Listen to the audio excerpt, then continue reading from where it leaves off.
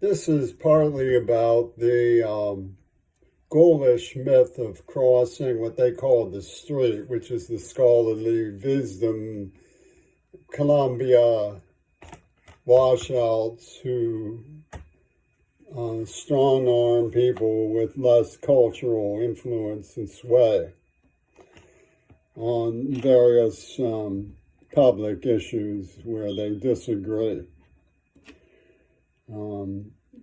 The operating utensil for many of them is that if it's white, it's wrong. I've been pretty badly victimized by that stuff. And what I propose to do is discuss how Peter Gabriel operated, because I don't think all of the people in America are friendly to Britain.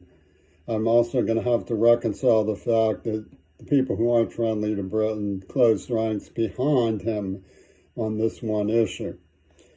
Youssou N'Dour let out quite a squall when he put out So, which was augmented by Amanda Harcourt, a virulent attorney for Hair and Yoko Ono, mooning that the whole is greater than the sum of its parts. So, street wisdom of Spike Woodley, back in the days when he was still sketching the bulletin boards for Do the Right Thing, was yada yada yada, the goal is greater than the sum of its parts, spoke the horses in the burning barn, blah, blah, blah, blah.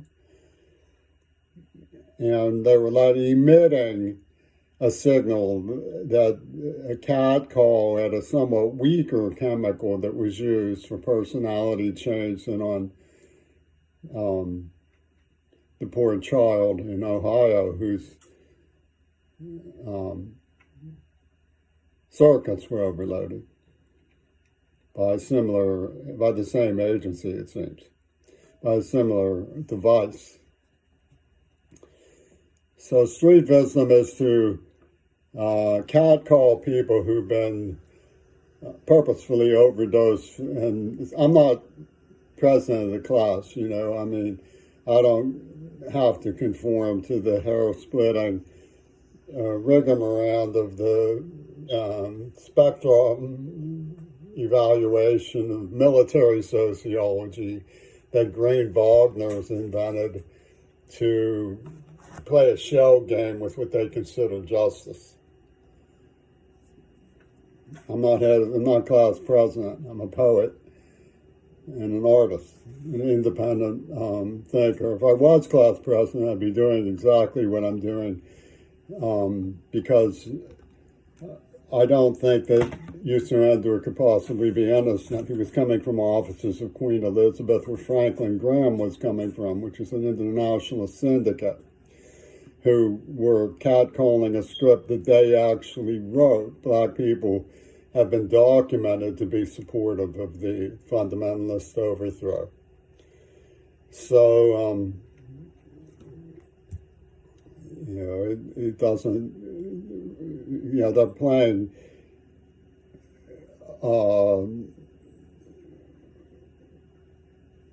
cruel games with the mind by distorting language and calling out anything that seems to be an abridgment of taste without ever addressing what kind of abridgment of taste is at work in pornographic genocide. They can't tell the difference, apparently, between couples just getting it on and making ends meet and virulent crusaders out to monger disaster without any kind of public warning. What one person can do, they obstruct. I can testify that I've been trying to get word out since the beginning. It's a great obstruction, and the nuisance of the obstruction is that it's all wrapped up in hooligan philosophy. So it's censorship makes right when the issue is public safety. So I can't really amend to that, and the obstruction led to COVID with the cruel conjuring of climate change. So we're blackmailed into climate change by these Franklin Graham people in Africa. And it looks like African royalists were involved in the whole, and they set it up as a claim on America in some kind of warped cultural heist, as though the enemy is poor people in America. And they get this thing going through like arbitrary extortion syndicates who just know how to be surreally brutal to each other.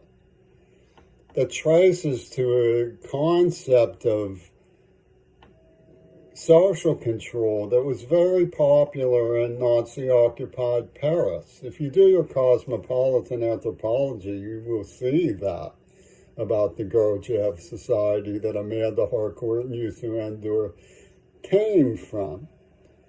You know, I can't do anything. Believe me, if I was in a position to say, you know, I'm not a scab. I'm not going to do hard work for nothing. I would, but they have made independent journalism for public safety out to be some kind of bizarre anti-union force. It's too much, bro. I think you need to take off your spinner beanie and put on your thinking cap.